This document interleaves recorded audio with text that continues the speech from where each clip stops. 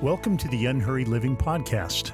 We're sharing leadership conversations to help you develop unhurried rhythms of rest and work. We're helping you overcome hurry and make time for what matters most. And now, enjoy today's episode. Hey friends, welcome to episode 255 of the podcast. My name's Alan, and I'm so glad you've joined me here. I'm hopeful that our time together will help you rediscover an unhurried way of life and leadership.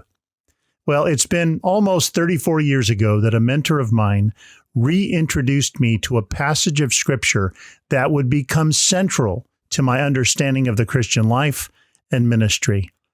I'm talking about John 15, where Jesus calls himself the true vine and invites us as the branches to make ourselves at home in him. There are so many words and phrases in that passage that God has used as spiritual guidance in a lot of different situations and seasons of my life. That's why I'm glad to be talking with Kyle Idleman about his new book, When Your Way Isn't Working. The whole of the book is a creative, thoughtful, and very practical reflection on the wisdom of this gospel passage. Apart from Jesus, we can live very busy lives, but we won't live very fruitful ones. Our guest, Kyle Idleman, is a senior pastor at Southeast Christian Church, one of the largest churches in America, and a best-selling author of several books, including One at a Time, God's at War, and End of Me. Not a Fan, his award-winning book, sold over 1.3 million copies and sparked a movement among believers. Kyle is known for his ability to connect with audiences of all ages and backgrounds, and he's able to help people see how God's truth applies to their everyday life. Kyle and his wife Desiree have 4 children, and they live on a farm where he does no farming. Now, if you're a new listener, welcome to the podcast. If you find these episodes helpful, please follow, rate, and review, and be sure to share this podcast with your friends. Meanwhile, let's dive into my conversation with Kyle Idleman.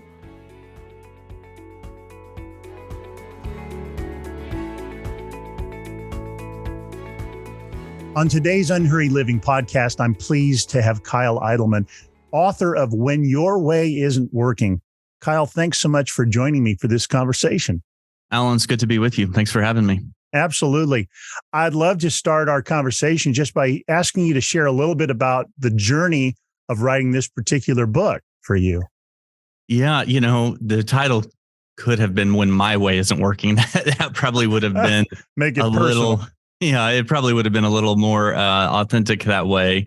But I know that I'm not the only one who has experienced some of the frustrations and challenges of doing your very best, but feeling like it's not getting things done. And so for me, the journey began probably much further back than I would want to admit, with some unhealthy rhythms and habits and some of the cliche things of finding identity in the wrong things and trying to prove myself through productivity and trying to measure my effectiveness through things that are tangible, things I could point to, a scoreboard approach.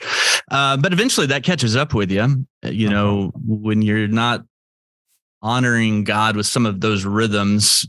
You can get away with it for a while, but eventually that comes due. I think one of the challenges for me was, if you would have asked me during that season, I would have said, "Oh yeah, no, I'm doing that." I would have probably been a little bit defensive about it, but it wasn't because I was really doing it. It was more that I was just it was a checklist. Like, okay, I am taking this day off, check. I am making sure to spend some time with God every morning, check. It was part of the metric. And so I just had a time a few years ago where I had gotten away to do some writing and some studying, and found that I was putting I was putting the bucket into the well and the water was not coming up. I kept putting it in there, and it's like, oh man, this is not coming. It just seemed dry, and I couldn't figure out why. And then just began to learn that I needed to practice some of what I talk about in the book. In John 15, I had a friend of mine who told me during that time, he said, "Hey, I have a buddy who's an executive coach. I think you should make an appointment with him." And when he told me that, I'm like, oh, okay, well, yeah, it sounds like a good idea to have an executive coach. That sounded important. And then I got on the phone with this guy, and a few minutes into the conversation, I'm like, oh, wait, you're not an executive coach. You're a therapist who calls yourself an executive coach. So people like me will call you. And he helped me just unpack some things that needed to be addressed, some parts of my life that weren't working. And I talk about those in the book. Happy to talk about those with you. But what I learned in that process was my tendency is to try to produce my way out of that situation, to try to double down on the production. But what I really needed was deeper connection. Yeah. That makes, in fact, I love that you close with that language of doubling down, because actually one of the things my wife and I, when COVID hit, when things got weird, when a lot of us in leadership found ourselves challenged in ways we'd never been, we had to wrestle with doubling down on some of our spiritual practices, because we felt like if we don't, we're not going to survive, let alone thrive.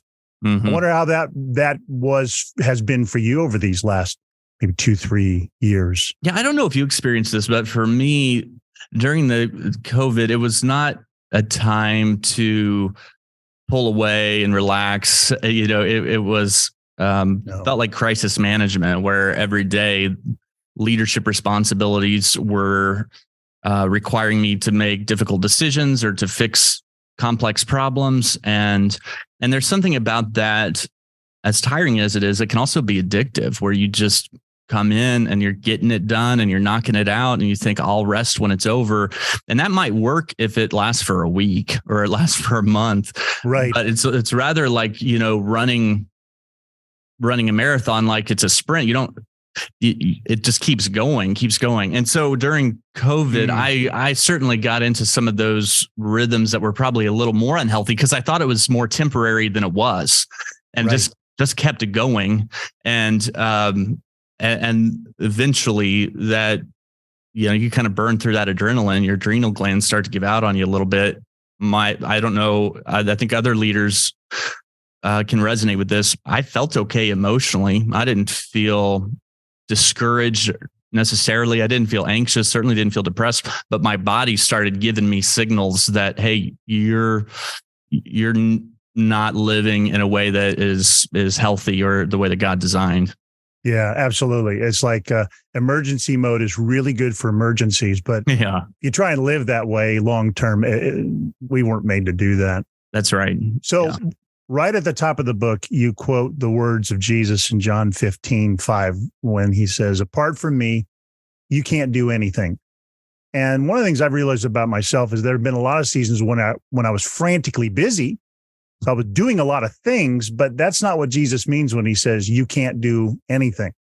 Talk some about what he means when he says, apart from me, you can't do anything. Yeah, it's kind of a crazy statement if you think about it. Pretty provocative. Yeah, what do you mean I can't do anything? There's part of me when I hear that feels challenged by it. Well, maybe I can't do everything, but I can do some things. But I think the context of that passage is what you need to lean into, where Jesus is leaving the upper room.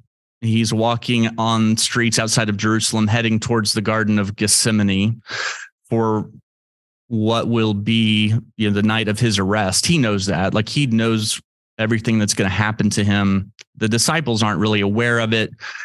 He recognizes he doesn't have a lot of time left with these guys. And so as they walk along these streets outside of Jerusalem, Jesus sees the vines and branches that sprawl along the side of the road. And he talks to them about, I think, the one thing he wants them to remember and never forget, meaning, hey, we've spent all of this time together and you've listened to me teach, and But the one thing that really matters, like the one thing that you cannot forget, no matter what happens going forward, is you need to stay connected to me. I'm the vine, you're the branches. Jesus says in verse 5, if you remain in me and I remain in you, you'll bear much fruit. But apart from me, you can't do anything. Apart from me, your life will not produce the kind of fruit that really matters. Doesn't mean you won't have some success by certain standards. It doesn't mean you can't get attention from certain people, but it means that your life isn't going to produce the kind of fruit that lasts forever. So Jesus says, apart from me, you can't do anything.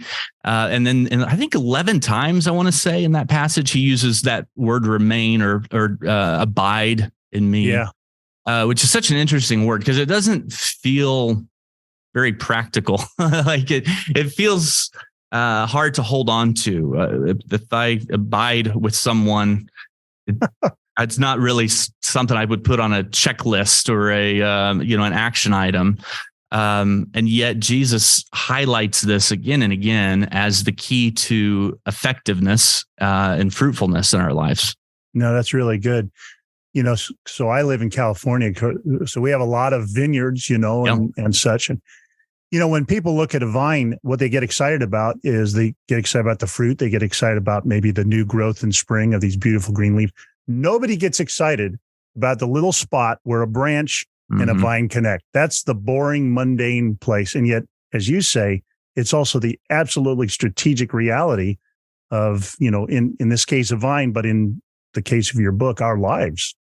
Yeah. And I think to use your image here, our natural inclination is to probably focus on the fruit. Like we want to see where the fruit is coming. And, that's definitely the more exciting part of it. But it really is all about that connection from the branch to the vine. Here's the mistake that I've made and that I can still slip into is I want to be productive. I know fruitfulness is certainly part of what God has called us to. And so I will equate my production with connection, meaning that, hey, if I produce enough, that somehow is going to earn connection, that's my production is going to keep me connected to the vine. Jesus changes that. He says, look, stay connected to me and the production will come. Stay connected to me and the fruit will be there. And so there's part of me that wants to earn connection through production. And Jesus puts the emphasis on connection and then trust production. That's so powerful. I think getting that reversed is such a common challenge. It sounds to my ear a little bit like, the genius of Jesus when he says, seek first. So what are we going to seek first? And, as you said, our temptation as leaders is probably to seek first some form of obvious, visible, easily measured success. And Jesus says, well, seek me first, connect with me well. Yeah. You'll be amazed at what that produces in your life. I hadn't thought about that passage, but that is a really good passage here, because it's not that it's wrong to seek these other things. It's not that it's wrong to seek fruitfulness, but the problem is one of priority. And when we get that out of sync, then it creates all kinds of problems. Absolutely. Well, so as you continue in the book, you have a chapter titled The Disconnection Dashboard. And you talk about some familiar emotions we feel when we are disconnected from Jesus. I think it'd be really helpful to hear what that looks like. Yeah. So I put together this kind of disconnection dashboard based not only on my personal experience, but also in talking to a lot of other pastor leaders, and for that matter, talking to different church members who are struggling with burnout or just feeling worn out. And I noticed like this collection of emotions, sometimes one at a time, but oftentimes they came together. And when I say them, when I go through them here, you might think, well, yeah, I mean, people feel that every day. And I guess I would make the argument that's because every day, to some degree, we do things that don't work very well. But what is a warning or a red flag for us, especially in leadership, is that these things don't just last a day or two. They start to mark who we are. We start to hear other people see these things in us and are defensive when they bring them to our attention. And so the four things that I have on this disconnection dashboard, ways that we know our way isn't working and that we need to focus more on connection with Jesus, is first discouragement. There's just this prolonged discouragement, and discouragement is a loss of courage, right? It's a loss of confidence, and as a leader, when you are operating in a state of discouragement, when you're operating out of a deficit of courage and confidence, it's not good for you or any of the people around you. That starts to really impact the culture. It impacts the people that you work with, people that you're trying to lead. So this prolonged discouragement. Secondly is fatigue. During this time for me, I was sure that I needed some kind of medicine. Like I went to my doctor and I'm like, hey, can you run some tests, do some stuff, give me some kind of prescription? Because I'm really tired, but I'm not sleeping very well. And he ran all his little tests and came back and said, you're fine. Everything's fine, but you're worn out, you're tired. And I learned about myself during all of this, that my tendency when I feel tired is not to rest, but it is to engage even more. It's to kind of push through that in a way so that when I should rest, I have a tendency to do the opposite. Like I think, my body's telling me I need to rest. I hear that as you need to push harder. You're tired, so give it more. The third thing on that dashboard is frustration. This is one of the things my wife called out in me. I'm not easily annoyed or irritated. I'm not easily offended by nature. And she just said, hey, you're more irritable than you typically are. You just seem more frustrated. And then of course my response is, no, I'm not. Right. I'm irritated with your observation of my irritation, but that frustration where you just are more easily bothered by things. And then that doesn't go away. And then the last thing is anxiety, where you just feel more unease with things that you really have no control over. And I don't consider myself an anxious person. It's not something I have struggled with. But for me, I became more aware of all these things that I cared about that I wasn't affecting, I couldn't change. And that anxiety kind of surfaced more under this fear of failure, I think I would call it. Like, okay, I don't have what it takes to change the outcome of this. And so those are the four things that I would put on that dashboard. There are probably other things that you could add to that, but sure. When those four things are there and they stay there, or some combination of them, I would say it's an indication that there's a connection problem between the branch and the vine. Yeah. And as I hear you unpack those four, they all seem to me like facets of fruitlessness. Like they are by very definition, this is what a fruitless life looks like. You can still be really busy.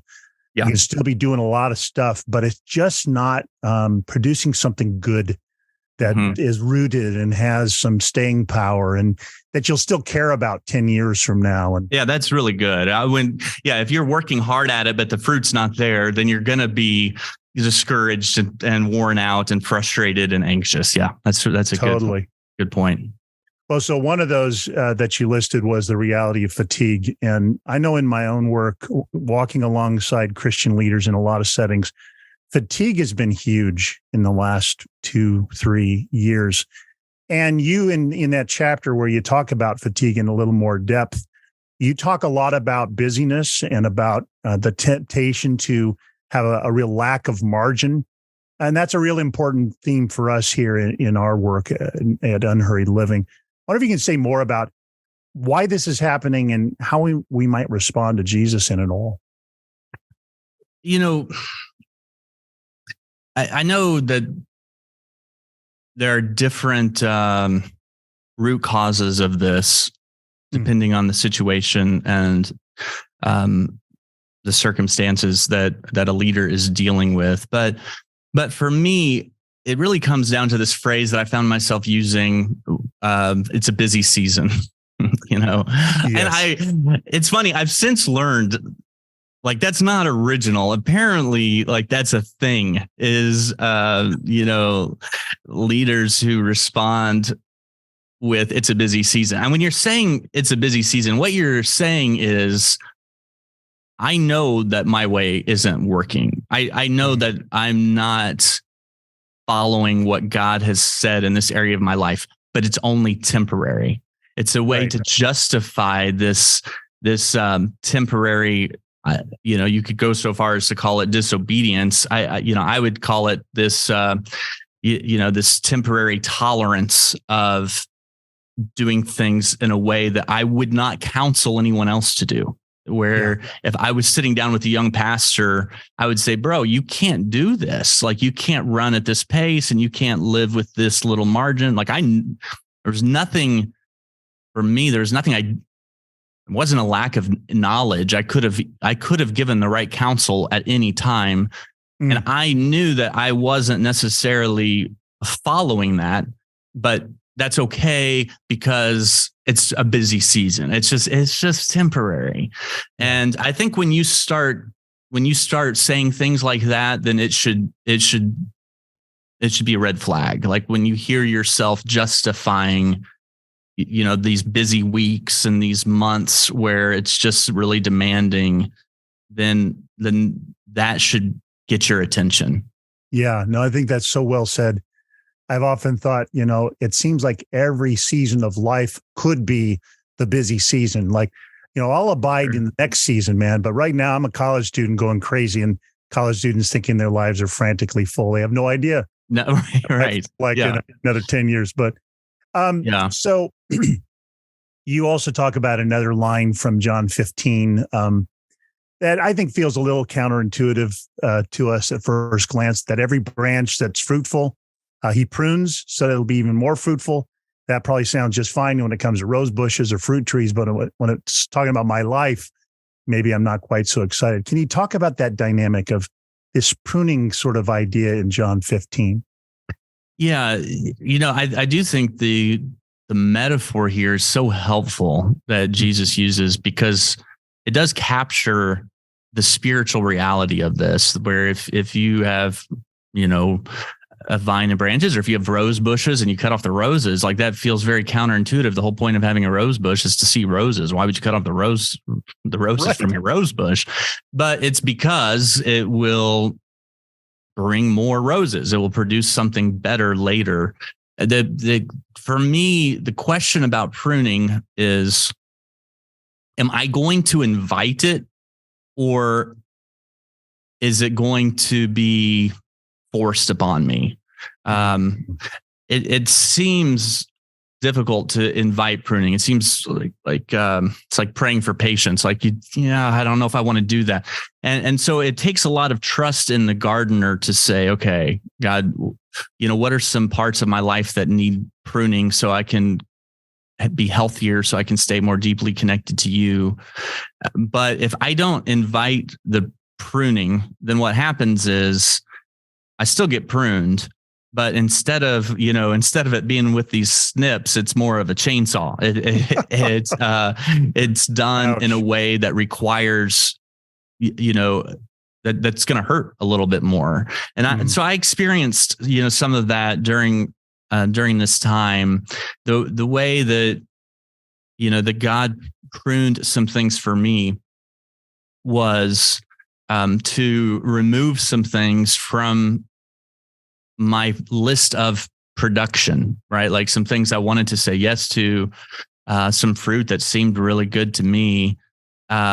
He removed some of those things against my will. Like I didn't want to slow down in those ways. And so when he did that, it gave me margin unexpectedly, where I then started to see him produce a different kind of fruit. So the way that worked for me is that when I kept putting that bucket into the well, trying to pull out some water, and it wasn't coming back with anything, I knew I needed a break. I knew I needed some time down. It had been 3 years of just going. And so I came back to some of my leaders at church, and I said, hey, I think I just need a month of rest and a time to reconnect spiritually. And I think I just need some time to be replenished. And when I shared that with them and shared some of the challenges I was feeling around that, they said, okay. And then they came back the next day and they said, we think you should take 3 months. And I'm like, well, wait a second. I didn't ask for 3 months. I just wanted a month, right? Like I wanted to trim, and God used them to prune. God used them to say, at first I really resisted that. I'm like, hey, I don't want to take 3 months. That's a long time. And yeah, everybody would love to take 3 months. I had all kinds of reasons to resist that. And then when I went home and I talked to my wife about it, she's like, well, why are you resisting this so much? You should receive it. Like, this is something to receive. Don't resist it. Just receive it. And that really helped me change my perspective on it, to say, okay, why am I resisting something that could be a really good gift if I would receive it? But if I resist this, then I'm going to miss out on the fruitfulness that comes from it. Like I need to receive it. And so she challenged me on that, and it helped me. But I needed some other people. I wouldn't have done that on my own. Like I if that makes sense. Like I needed some people around me to say, actually, we think you need more time. We think you need a little bit more intentionality here. And I'm thankful for that.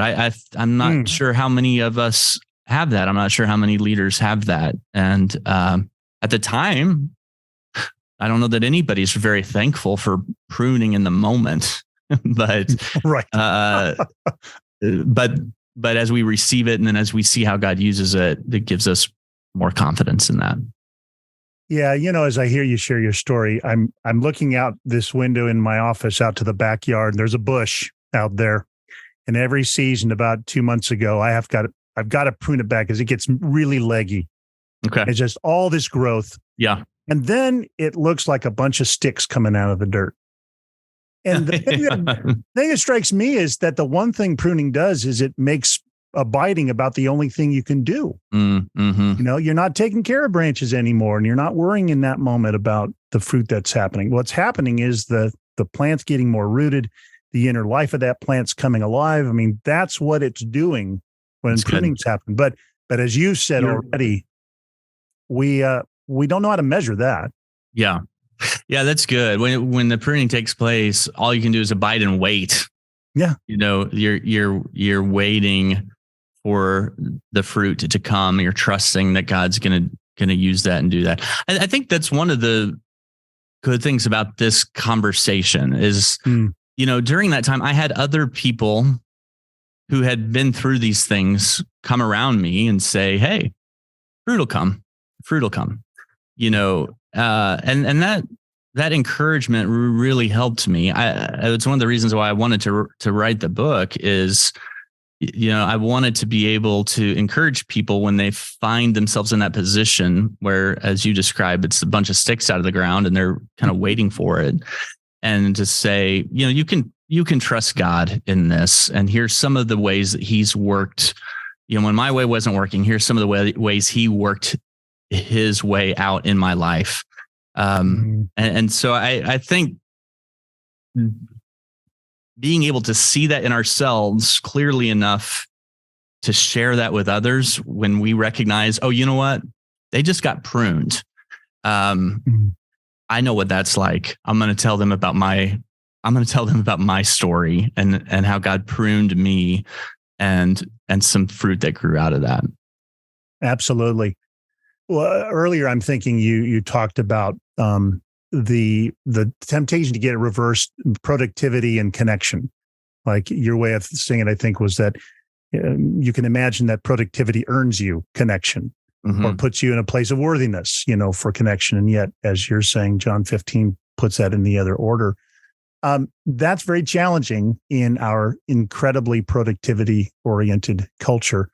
I wonder if you can say more about what you're learning, having written this book, having lived through this season of life, about how it is actually that productivity is a fruit of connection, and even just how that's maybe changing your vision of what life and work looks like. Yeah. I'd love to talk about that on a more practical level. So here's what this looks like for me. If I could make a marriage parallel to my relationship with God, which is a biblical thing to do, right? So it is. If I go home at the end of the day, I have an opportunity to go on a walk with my wife. We love doing that. I enjoy that. It means a lot to her. It's a time of connecting.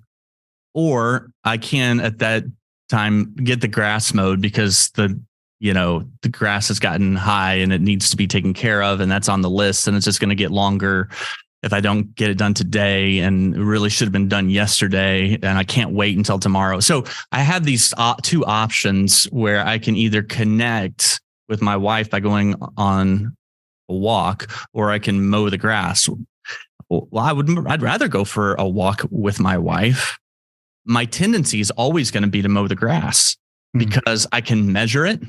I can say when I go to bed at night, oh, look what I accomplished. Look what I got done. It appeals to me on that level.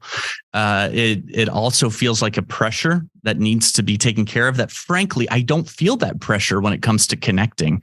It's easier for me to say, well, I'll go for a walk with my wife tomorrow. Nothing's going to be any different if I just wait till tomorrow.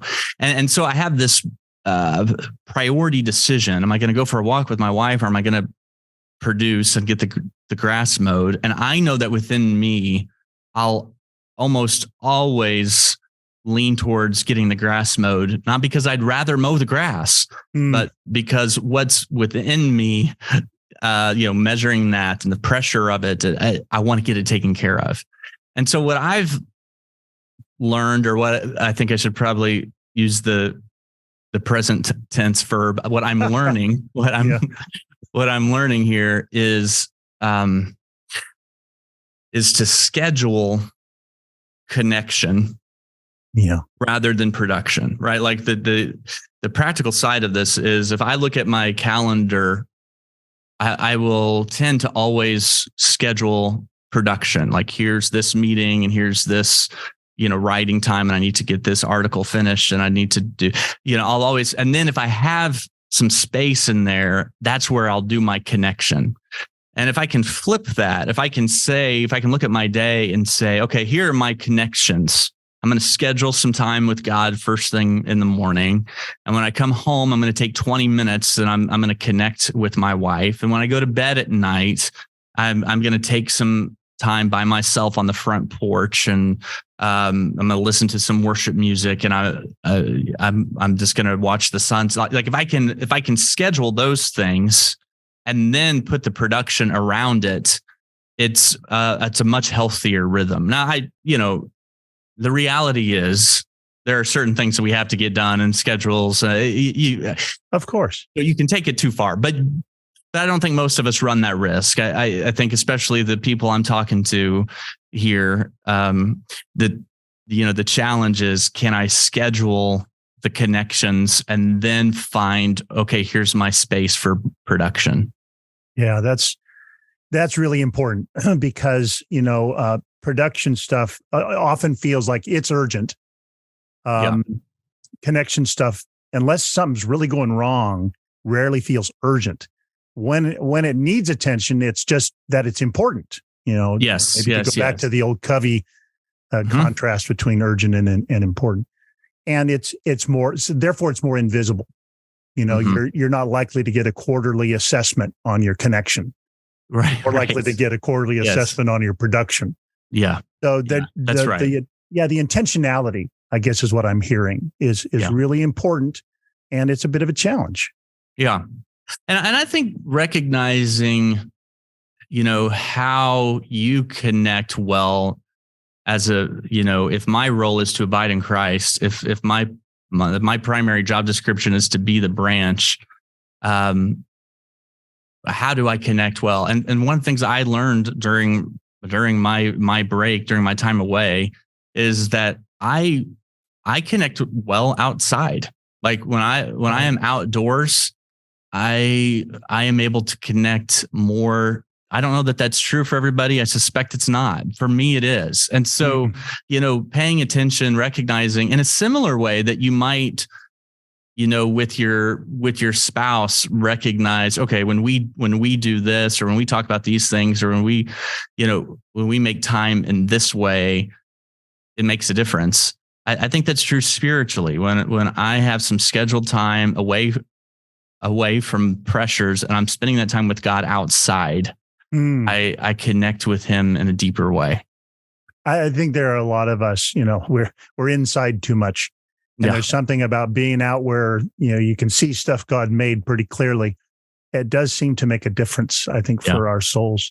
Yeah. Well, so near the end of the book, one of the other lines from John 15 you highlight is when he describes himself as the true vine. You kind of highlight that language of true. It's sort of by implication, then, there must be some false vines that we're tempted to connect to that aren't nearly as helpful as the true vine. Can you say a little more about what that might look like for us? Yeah. I think when we recognize that our way isn't working, we will try to find some help from somewhere. Yeah. A lot of times that's just within our own determination and working hard, where we turn ourselves into the true vine and we decide, okay, I'm going to have to white knuckle this, and that doesn't work. I would make the argument that for many of us, culturally, we want to Google our way out of it. Like we think that the true vine is information, and okay, if I could just access this missing information, if the data could show me what I'm missing, like we think maybe we could inform our way out of it. Recognizing all these kind of false vines, or the Bible would use language of idolatry, these sources of hope that we turn to, these sources of strength that we look to. I can tell you that one of the things I did when my way wasn't working is I started to put more pressure on my wife to meet my needs in a way that would give me life and make me feel better and happier and more comfortable.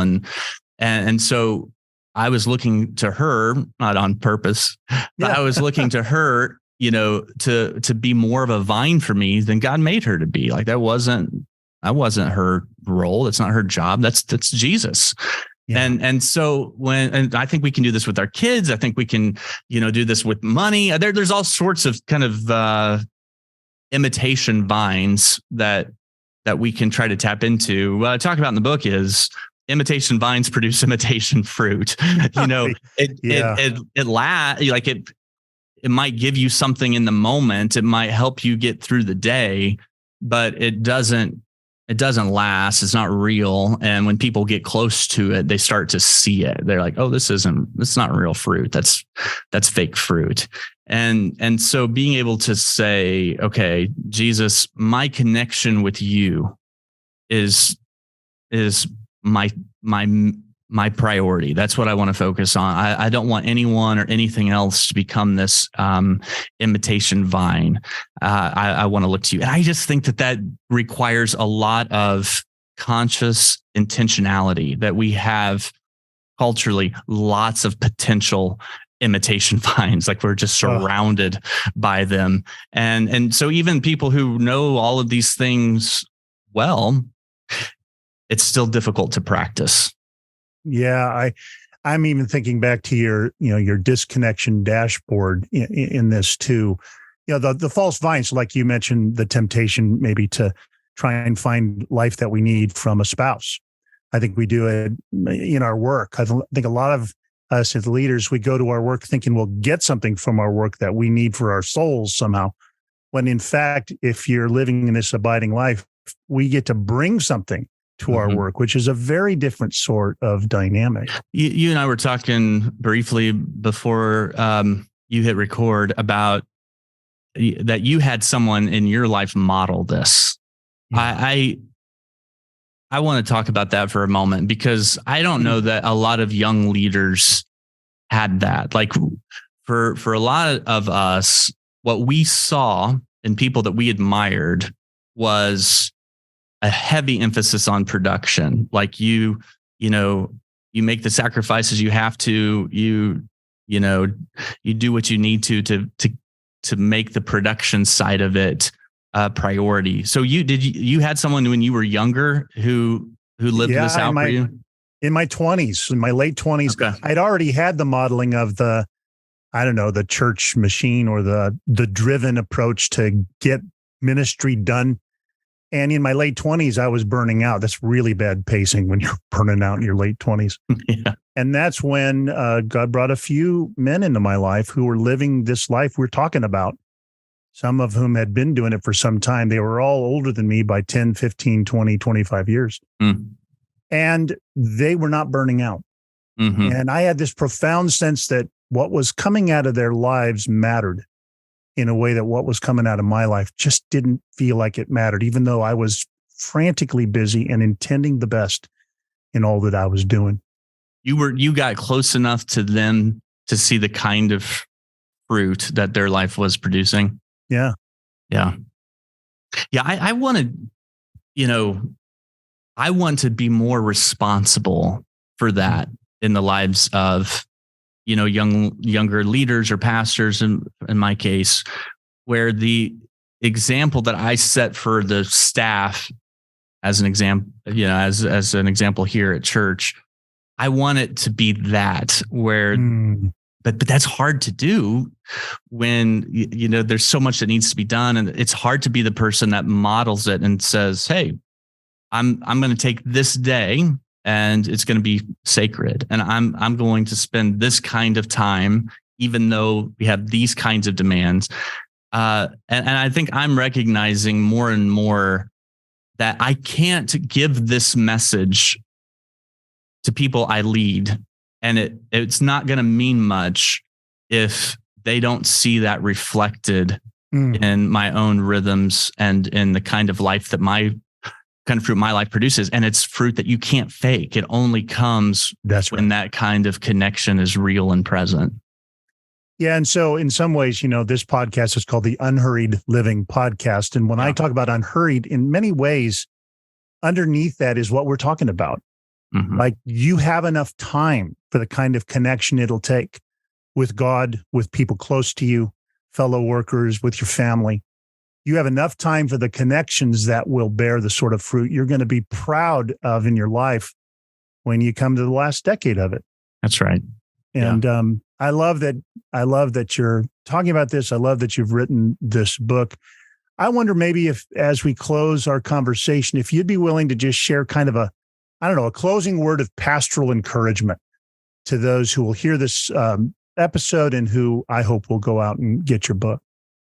I go back to that passage in John 15. It's in the middle of the final discourse where Jesus is talking to me about, hey, here's that discourse begins and ends with Jesus promising trouble. That's true. It's him saying, hey, trouble's going to come. When trouble comes, believe in me.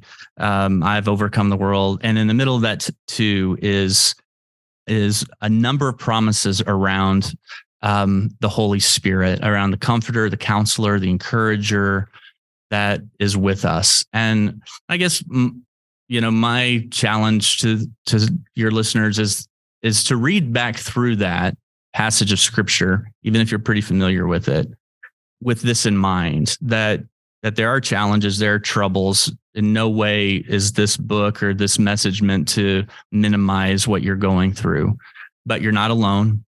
The promise of the Holy Spirit is real for you. If you connect deeply with Jesus, the fruit that he will give you is not, it's not wishful thinking. It's not, maybe it'll come. It is a promise that it will come, that if we remain in him, we will bear much fruit. And so with the help of the Holy Spirit, you stay connected to Jesus and then wait patiently for that fruit to come. Yeah, that is so good. And even in the way I heard you describe that, there's an element of faith in this. There's, in the first moment of abiding, you don't abide and then 5 seconds later out squirts a grape, Right, yeah. This is sort of the long-term journey, but maybe Eugene Peterson's long obedience in the same direction. This is a journey well worth taking. It is well tested. It is proven. Mm-hmm. And I'm so glad you've written a book that helps us see that. Yeah. It's the only way it works too. You can't cheat it. Like this is the only way it'll work. That's right. Well, again, our guest has been Kyle Idleman. We've been talking about his book, When Your Way Isn't Working. Kyle, it's really been a pleasure to talk to you today. Thanks, Alan. I've enjoyed it a lot. I hope you enjoyed our conversation as much as I did. It was encouraging to refresh my own awareness of the rich truth of Jesus' message in John 15. In the next few episodes, I'll be talking with authors Sean Nemechek, Joe Saxton, and Alan Noble. I'll also be sharing an episode about spiritual retreat as a key leadership strategy. I can't wait to share those episodes with you. Now, if you'd like to receive more help from Unhurried Living, I invite you to join our Unhurried daily email list. For 40 days, we'll send you a brief daily email that offers personal reflections from life and scripture to help you take the next step in following Jesus' unhurried way. You can sign up on our website at unhurriedliving.com. We're honored to encourage thousands of leaders just like you. Thanks for listening. You've been listening to the Unhurried Living podcast. Join us next time to learn more about following the genius of Jesus' unhurried way of life and leadership.